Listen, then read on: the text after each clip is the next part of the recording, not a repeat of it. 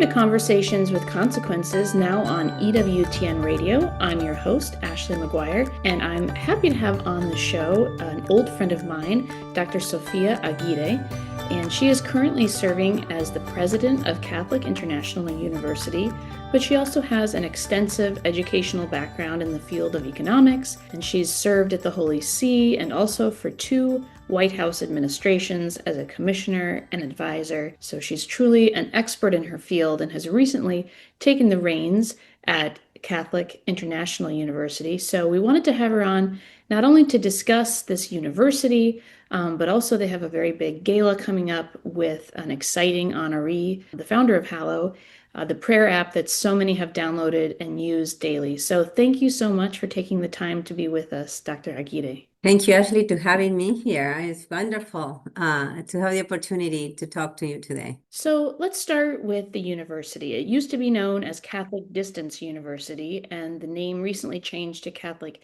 International University. Can you tell us what is Catholic International University? It's no doubt piques the interest of listeners because we're in this sort of post-COVID era where so many people have learned to engage in remote and digital ways. Thank you. Well, yes, Catholic University has existed for 42 years, 40 of which has been Catholic Distance University. We are today the only fully online, fully accredited Catholic institution, Catholic institute of higher education in the world to the best of our knowledge. Our mission is to communicate the heart and the mind of the Church through online education, and a space where we are pioneers. We were the second university to go online, and the purpose was to reach more people. My predecessor, who was a real visionary, Dr. Mary Mount, saw the potential of online education, and she went back to school at the time, in the 90s, to develop a methodology to teach education online. She realized it was a different space, a different world, and she wanted to keep what always characterized us, that is a person-centered, rigorous, and faithful to the teaching of the Church education. Since 2023, we have begun the implementation of what is called the Building the University of the Future. Is our name of our strategic plan. And what is that?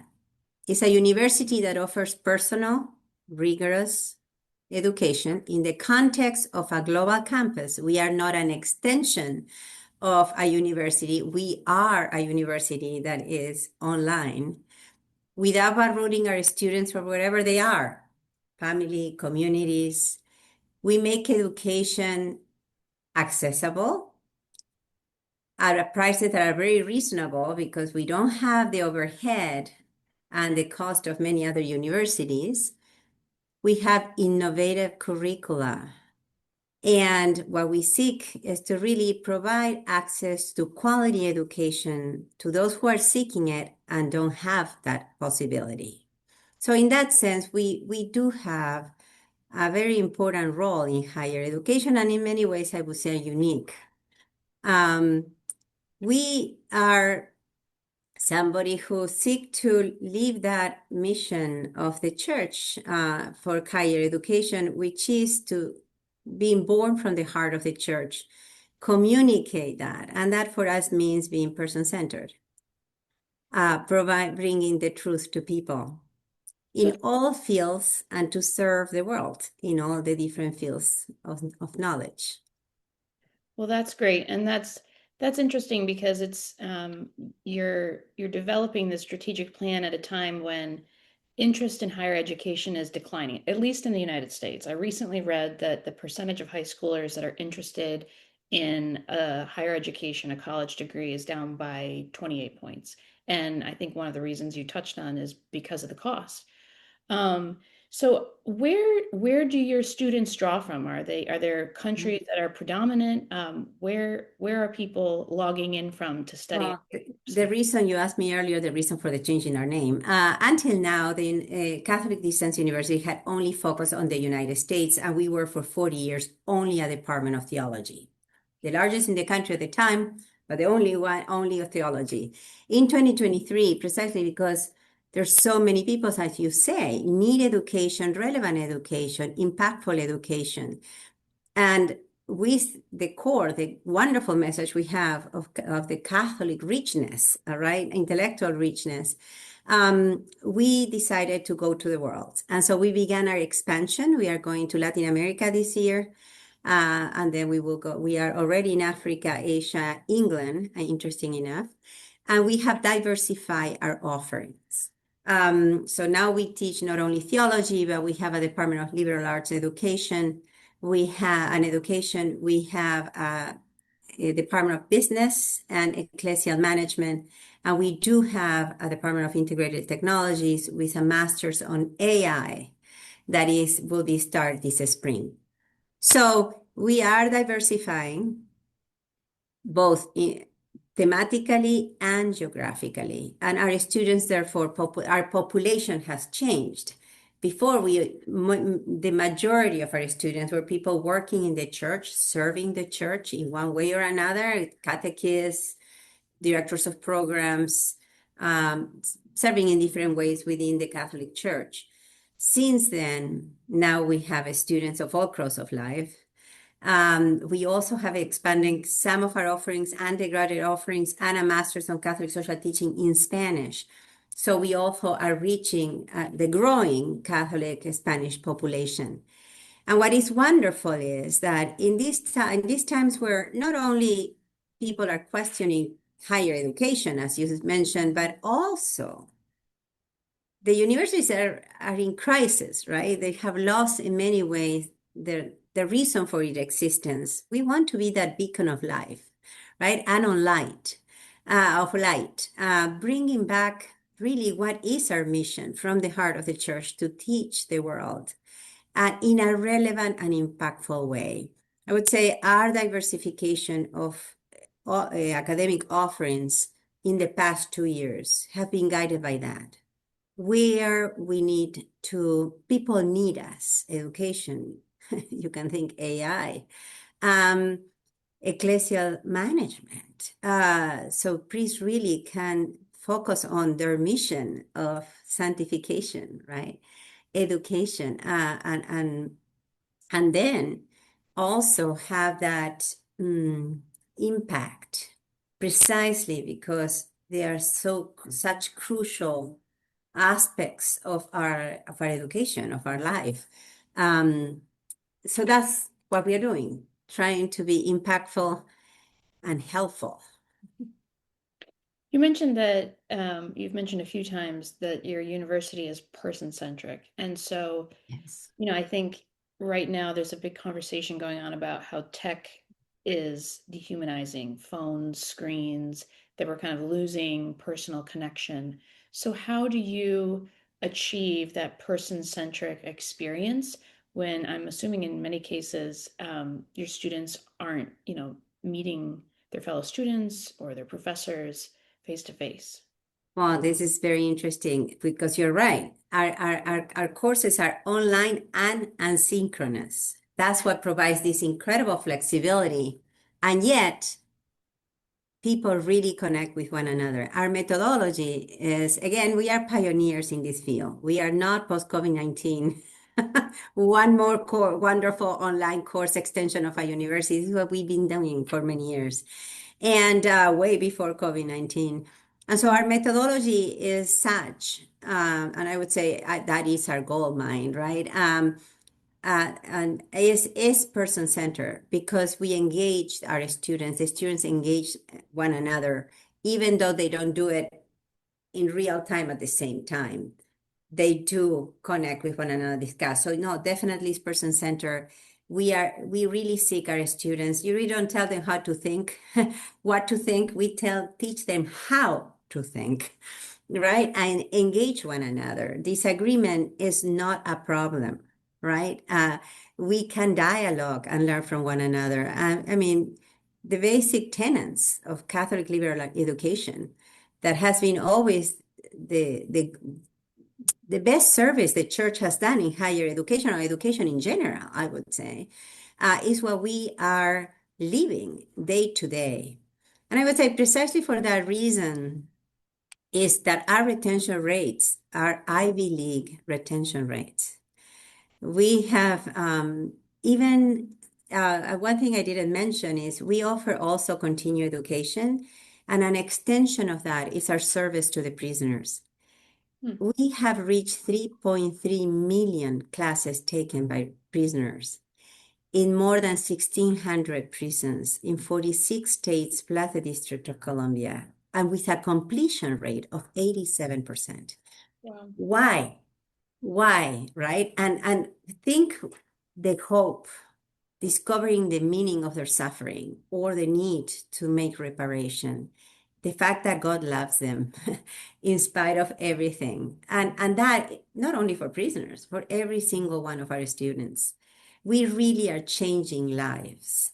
And you see it, I can give you so many examples of this day in, day out, of people across life, whether they are professionals established, a judge sitting, right, in a high court, a doctor that deals with issues of end of life or birth, a truck driver that is trying to bring his family back, and he has to take obligatory stop. He has access to internet, and it's then when he engages in his courses in Spanish, AA, is an associate degree, focus on Catholic social teaching, trying to find and get to know his faith more, love God more, and help his family come back, or serve in his parish on people who have a lot of problems and challenges in their lives.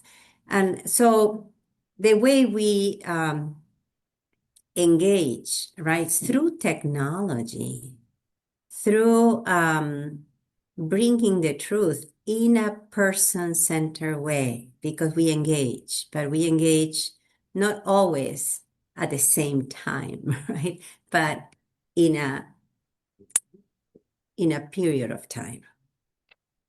You've mentioned AI a few times, and the world kind of immediately took note, I feel like, when Pope Leo chose the name Leo, because the last Leo wrote the encyclical Rerum Novarum, which was about the last real major revolution, the Industrial Revolution, and the role of man in a post-industrial world. And now we're really in a post-technological revolution world. And, I think we're only, at the very beginning of seeing, hopefully, a fruitful conversation pioneered by the Pope, who's made explicit that he cares about this issue,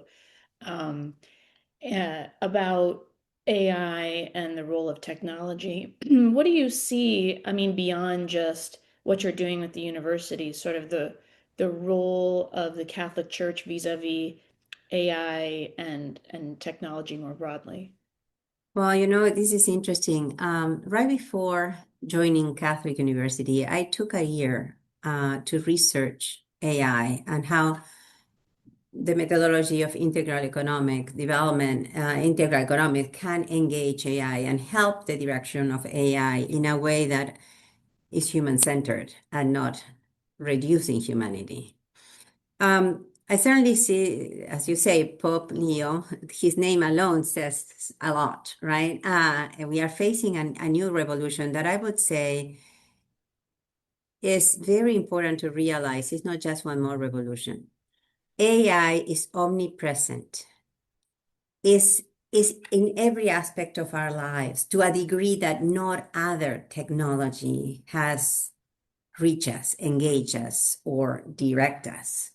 And this is why it's so important that we understand it. And this is part of the reason why, again, Catholic International has never been afraid of technology. We are pioneers on education on technology.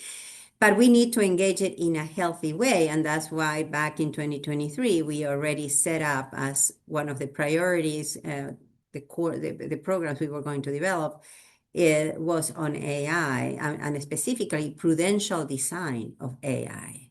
So we want to equip people. I think that that's what we need to, not only to understand how technology works, but how do we engage it and develop it in a way that is human person-centered. as you say, we are rapidly becoming, right, very technically savvy. Everything is technology, but we need the wisdom of the heart to really, as Pope Francis said this some time ago, right? We need the wisdom of the heart to come into this engagement of technology, and that's what Catholic universities are there for. Um, so we do want to engage it, and there is not a rule of thumb, right? I think you need to look at the context, at least for my experience on the year that I was doing research. And since then, colleagues have joined us to develop the program, experts in AI. Is for health can be very helpful. You can think from taking notes to, helping provide more information and context in diagnosis, training far away physicians, where you can use, for example, virtual reality to be more present, right, than before, and bring the expertise of other more developed countries sometimes to countries that have no access to the same thing. And that's one example in so many that we can use. But that's very different from a doctor just using AI instead of using his critical analytical thinking, experience, and person-centered, right? Pay attention to you as a person. And that can dehumanize in the process, reduce our analytical and critical thinking, our capacity of awe. I've been thinking more and more. As you know, because I have taken one of your children to the museums, I love to foster in young children that capacity of admiration, of observation, of looking at the beauty that God has put in our place and share in the joy. I think that one of the most important things in this technology age in which we are living is to really recover that capacity of awe. And that is not only not giving access to children to technology that can be harmful, not helpful, but also as an adult, right? I mean, nothing happens we turn off the phone, right? Or we just simply don't bring it into the dining room. I always joke, but I think it's important to say that one of the most humbling experiences is to forget your phone, because you realize that after all, you're not as important as you thought, right? The world continue going, the university continue functioning and serving. The world has not changed because you have not access to your phone for a whole day. In fact, nobody can communicate with you. And in a sense, this might seem simple, but it's extremely important, right? And so when we think about the use of technology, the development, the space, where we let this technology come into our lives, it's very important to keep that sense, right, of relation, the person that is in front of you or the person with whom you are communicating through this tool. And I think that is something that at Catholic International, we really do well. And many people do well, right? Like, hello, look, you can tell me more invasion than your own prayer, right? I mean, come on. And yet here you have an example of a very innovative app that has brought people closer to the most important relationship we have in life, which is God Himself. And not in a generic way, in a very person-centered, one-to-one relationship. So it can be done. We just have to use it well and be aware of what we are doing when we engage technology.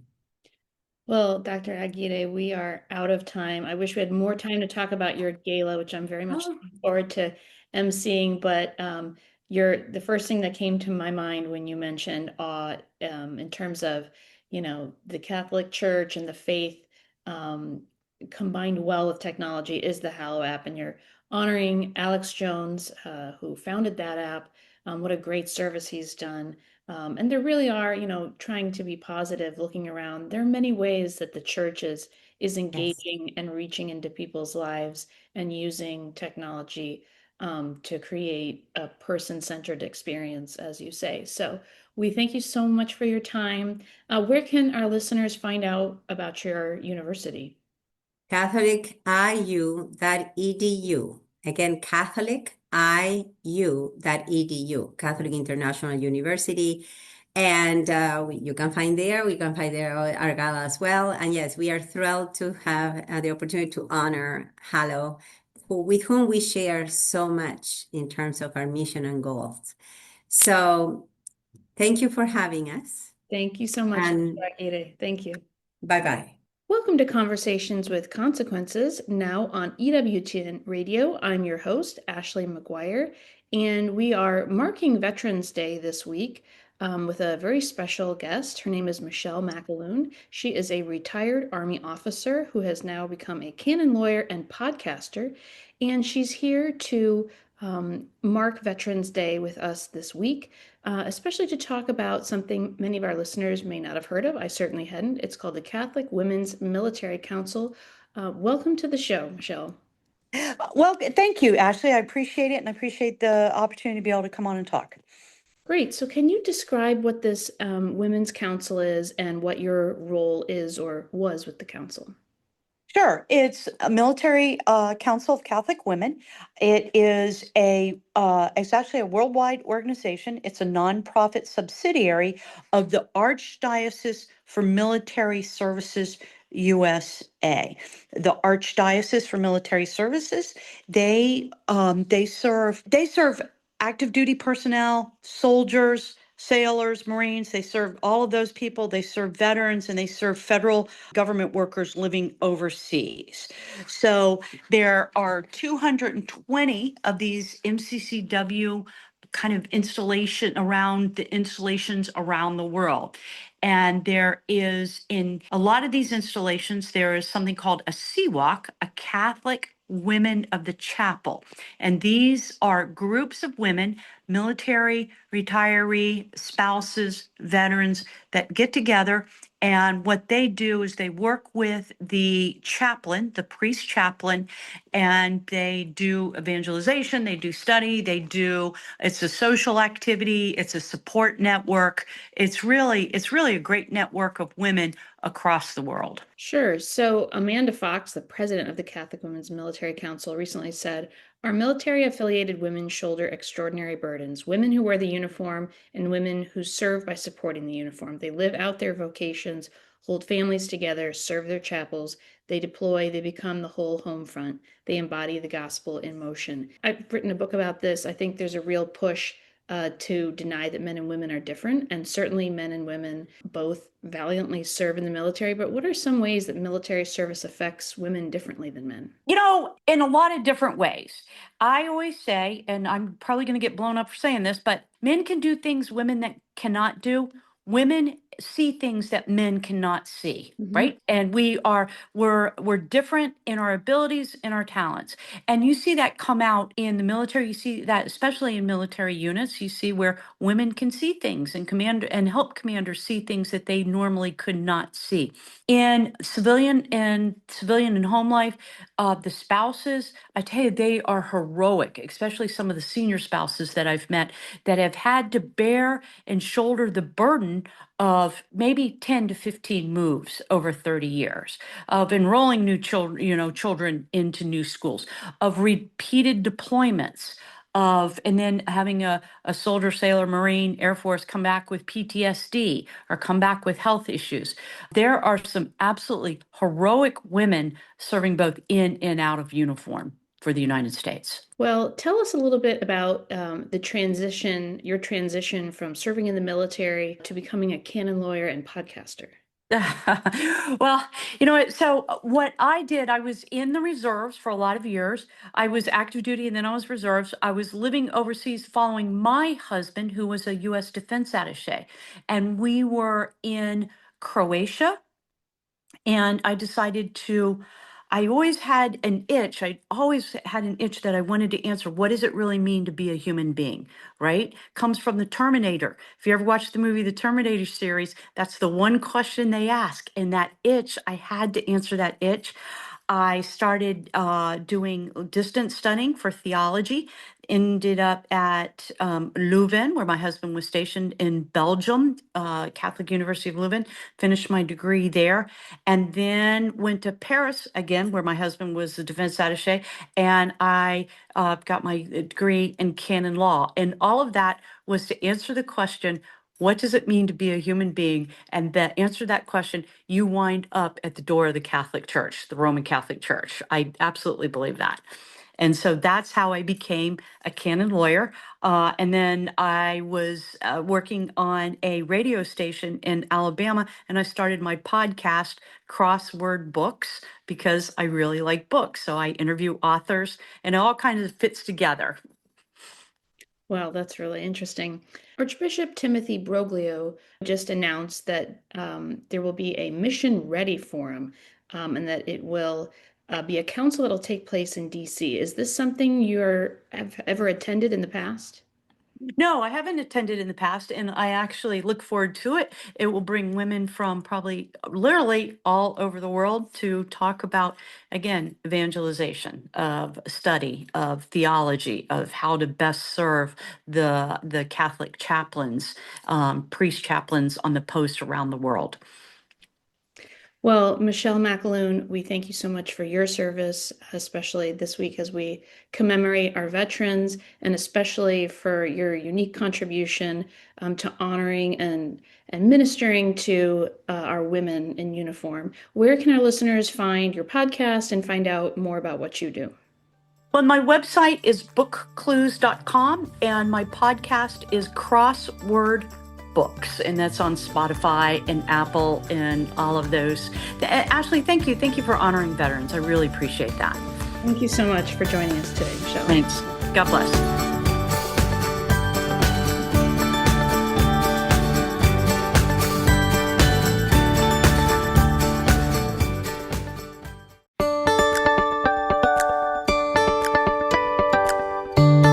Welcome back to Conversations with Consequences here on EWTN Radio. I'm delighted to be joined by our TCA chaplain, Monsignor Roger Landry, who has just returned from the USCCB's big meeting where we have big news of a newly elected president and vice president. Monsignor, what are your takeaways from these two new bishops who will be leading the conference and the conference more broadly?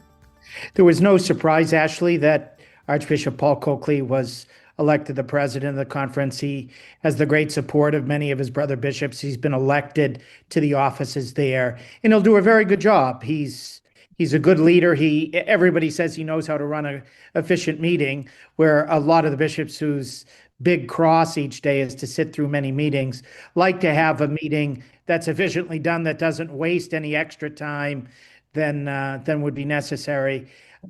He likewise is able to speak to people on all the major issues. He's extremely strong on the pro-life issue. He's likewise very strong on the immigration issue, strong on the death penalty issue. And so pretty much everybody very much likes him. He's the Archbishop of Oklahoma City, and so he comes basically with a strong mentality of the heartland. Bishop Dan Flores has been a bishop since his late 30s, very smart. He was the bishop's representative to try to lead the synodality discussions, both in Rome and over here in the United States. Because he's in Brownsville, Texas, he has a personal exposure and experience with the immigration issue, which is something that the U.S. bishops are very much united and focused on, which was quite clear during the meetings when Archbishop Broglio, the outgoing president of the conference, as well as Bishop Mark Seitz, who's the head of the Committee on Immigration, gave very strong statements about the humanity of all our brothers and sisters, and sort of launched the theme, "We will be with you." For me, as the national director of the Pontifical Mission Society, Cardinal Dolan gave a 15-minute talk to all the brother bishops at the end of Tuesday's public session, in which he challenged all the bishops, in light of the fact that next year will be the 100th anniversary of World Mission Sunday, to step up to the plate and get a record. Wouldn't it be great, he said, if we were to hit an all-time record leading the people of the United States to really care for our brothers and sisters all across the world who need the greatest treasure of all, Jesus. Because as I never cease saying, Ashley, 5.5 of the 8.1 billion people across the planet don't have the treasure that we can talk about every week on Conversations with Consequences of knowing Christ as our Lord and Savior. Well, certainly another thing that so many billions around the globe don't have is the very basics like food and comfort. And that's a fitting topic for my second question, which is this coming Sunday is the World Day of the Poor. Tell us about that, the history and its significance for the church. We have a lot of annual observations in the church's liturgical calendar, but Pope Francis back in 2017 said we should have a World Day of the Poor in which the whole church focuses on poverty and on our poor brothers and sisters. And so we've been doing that. This will be the 9th time we're focused. The Pope always writes a letter with regard to that observation. And this year it's Pope Leo's first letter for the World Day of the Poor. He gave it to us back on June 13th so that we could prepare, but it was written within the context of the Jubilee of Hope, focusing on how not only do the poor have to have great hope because they don't have any security in material resources, so they're not going to be lost by putting their faith, hope, and love in mammon or the things that mammon can buy, but they also become a source of hope for all the rest of us. And this is something that when people go on mission trips, for example, to the poorest countries in the world, they come back just overwhelmed by how happy the people were, even though they had very few material possessions. And the reason for that is because they had to really rely on God so much more, and God delivers, not necessarily in the stuff we can't take through the eye of the needle, material possessions,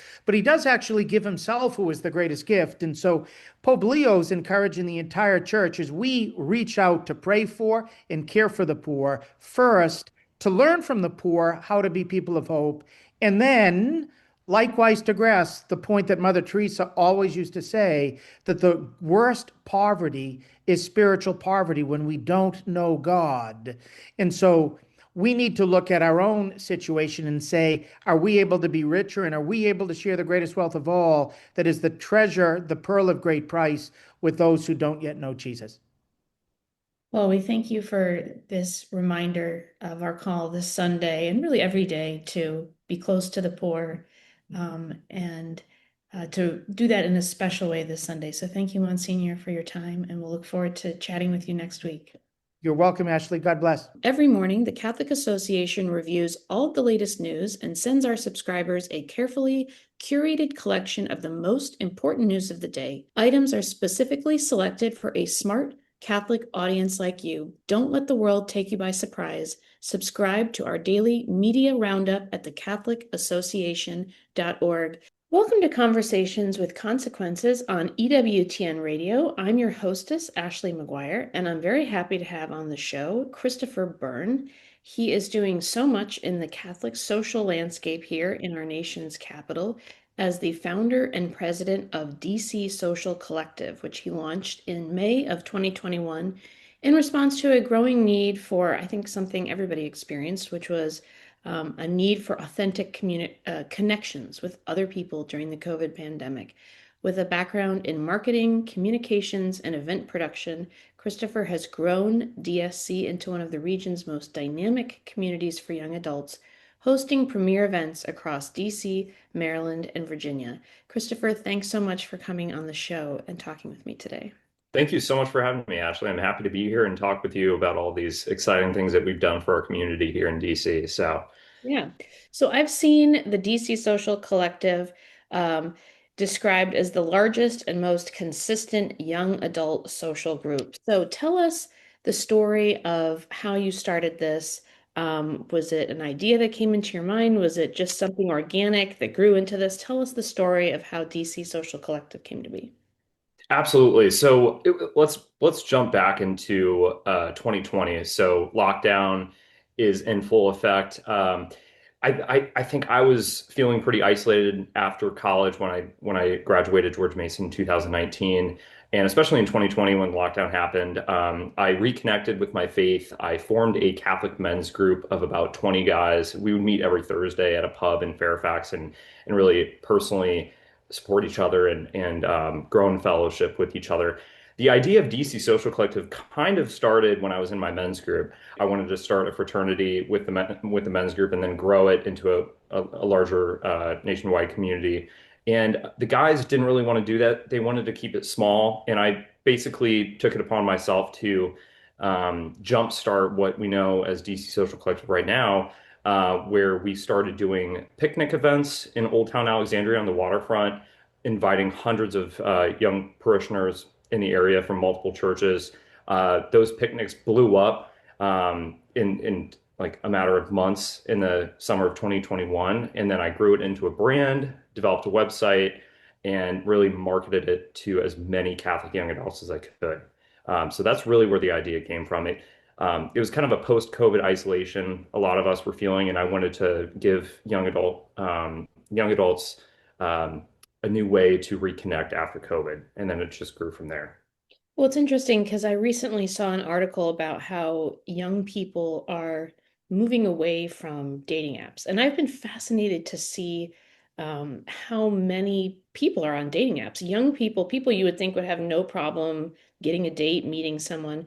But people are kind of souring on that. And they said they're actually going back to old-fashioned, asking their friends to just set them up. So are you seeing a lot of people who come to your events who are looking for romance, for love? Absolutely. I think it's kind of an unspoken um, notion that our events are a way for you to meet your future spouse. And that's the social value that we provide a lot of people. I think this age, we're so digitally involved on connecting with one another that it's not effective. You can't replace in-person connection on your phone. And so when we're relying on instant gratification to give us that next hit of dopamine on our dating apps, it just leaves us feeling empty, and that authentic connection's not there. So you can't replace two souls in one room or at an event together with being on your phone. So we use social media, we use digital communications for a means to an end, and that end is to get people in person to authentically connect with one another. And we've seen marriages develop from people meeting at our events, getting engaged, getting married. I set one of my best friends up with his now wife, and so it's just really beautiful to see the fruit that has come from these in-person events. So yeah, that was another thing that caught my attention. And your organization recently caught the attention of the Washington Post that was painting a broader picture about the dating scene in Washington, D.C. But I thought it was so great to see that you're actually people are getting married. I mean, that's really doing God's work. So that's a wonderful thing It's to see. special for sure. Um, so the Washington Post article talked a lot about the political angle of things, and certainly things I don't think anybody would deny. The times feel more polarized than ever. Is that, um, do you sense that that's a barrier to entry for people coming to your events? Is that a frustration, or do people kind of set politics aside when they show up at your events?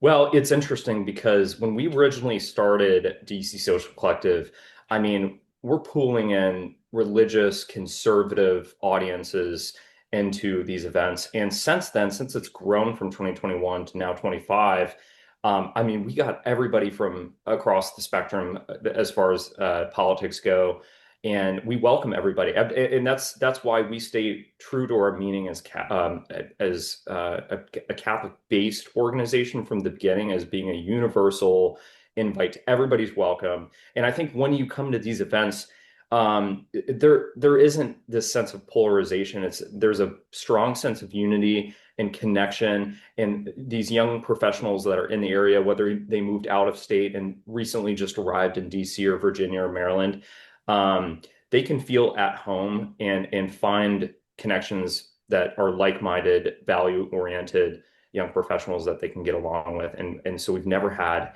an issue with politics being involved, even though we are in the heart of the nation's politics right here. I mean, we have people from all across the map on that. So It looks like a lot of your events are dances. And when I was growing up, I used to go to a lot of dances, swing dances, school dances. And learning to actually swing dance and even some other types of dances, waltzes, foxtrots, that was a thing. I mean, maybe I was the last generation that went to cotillion, but we learned to dance, and dancing was always a wonderful, innocent, fun and flirty way to get together with others. Can people still dance? Good question. And that is one of the value that's some of the value that we offer to people that are coming to these events for the first time that may have not danced before. So we always offer a beginner lesson for each dance that we include. And dance is just one element of our events. I think you're right. It's a kind of a innocent, classic, timeless way of meeting somebody. That's very human. And I mean, it's just it is timeless. There's no better way to break the ice than on the dance floor, in my opinion. And so, whether you're an experienced dancer, we have a lot of those, or you're intermediate, or you never danced before, we always provide an instruction so people can feel comfortable and confident on the dance floor and really, mix and mingle naturally and casually. So, So yeah, and I was thinking that a lot of it sounds like most of the people that go to your events are singles, but there's definitely a need for community and community social events for married people, family. What's the kind of breakdown? Are you really gearing towards singles, or do you do things for families and couples as well? absolutely. I just got out of a conversation the other day with a friend about this. We broke it down. About 75% of our audience are singles, 25% are married couples, and of that 25% are people that were single when they came to our events in the first place, found their spouse, and then they still keep coming back to our events because they love them so much. So we have so many great married couples in the area that keep coming back, whether it's our annual ball at Catholic University of America or it's our annual All-American Country Summer Nights in July. These people, it's kind of like a trip down a memory lane for them. They come back, they have a great time. And so you don't have to be single to come to our events. You don't have to be married to come to our events. It's welcome to everybody. And we've seen so many great couples come, especially for Valentine's Day. Every year we do a Valentine's Day event. So, I mean, it's a huge hit for singles because they're like, oh, I might meet somebody and it's exciting. But we also offer a couples discount for tickets. So you can bring your partner, bring a date, bring your wife or husband.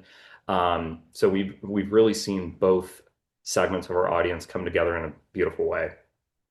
I saw a quote from somebody that works for the collective in an article, one of the articles I was reading, that said that DCS's foundation is the Thomistic concept that leisure, when rightly ordered, is necessary and even virtuous. I thought that was so interesting. What do you mean by that? Yeah, it's a really kind of a deep quote here. I think in the Thomistic sense, leisure is not just time off, but it's participation in the good and beauty and community at its foundation. What we're trying to hint at here is we don't specifically program Catholic programming into our events. It's more of a natural way of getting together in community is a beautiful thing, and that's ordered towards God in and of itself. And so we don't just provide entertainment. These events are opportunities for people to really experience joy that's wholesome and life-giving by meeting others, by meeting people that are like-minded, just like themselves, that are starting their careers out, or maybe they're, looking at creating a new business, or they're looking to date. And so I don't think you can really go wrong with a night of dancing, good music, and friendship and fellowship amongst our community. I mean, that in and of itself is a Catholic principle that, is part of our mission. And I think that mission has given us some great longevity in these last 5 years, and we're expanding and we're growing because of it. And so we owe it all to God. And the Thomistic principle is just by its foundation, these are human interactions and experiences and good ordered fellowship and community. So yeah, I love that quote, and I'm glad that we covered that in that article. So, the the collective is addressing an issue that is really acute everywhere, but DC, something that I think is very unique about the DC area is there is so much there's so many young people and, opportunities to socialize with others. But there's a lot of places in the country that don't have anything like this. And I think, I was very struck by when I was looking at all your fun events that I wish I could go to. They look so fun. They're just beautifully put together. And they're clearly highly professionally organized. But, I think sometimes we lose sight of the fact that bringing people together can be something simple too. What advice would you have for, somebody who's like you, yourself 5 years ago, who's just wanting to take the first steps towards bringing people together, whether they're a young single guy or, a mom looking to meet other moms. I mean, I see this question posted constantly on social media. People are just looking to meet up, but what would your advice be to those who are trying to form community where they are, who don't live in the DC area and can't go to your fun, awesome events? Yeah, well, that's so great. I really appreciate the praise on that. We've had so many people reach out to us from out of state, especially when that National Catholic Register article dropped. We had people reaching out from LA, Miami, Ohio, California, all these places, Washington, and Oregon. Like we had so many people reach out, and they were asking the same question that you just asked me. It's a, I think at the end of the day, it's very simple. What is the goal of bringing these people together? When I started DC Social Collective, it wasn't just an aimless, let's just get everybody and their brother and their sister and their mother together in Old Town Alexandria. I was like deeply involved in the Catholic community and in the young adult events that were going on in the area, and I saw this need for, this need to make Catholic events fun again. I think that was my goal. Where I mean, you could go to a parish in the area, and it could be, on a Friday night at a church, and could be kind of stale and awkward. And I wanted to provide a unique experience for everybody that comes to these young adult events to meet up and enjoy live music, enjoy dancing, enjoy good ordered fellowship. So that was my goal in the beginning. And I think for anybody that's looking to do the same thing, I would always start with that one question: what is your goal?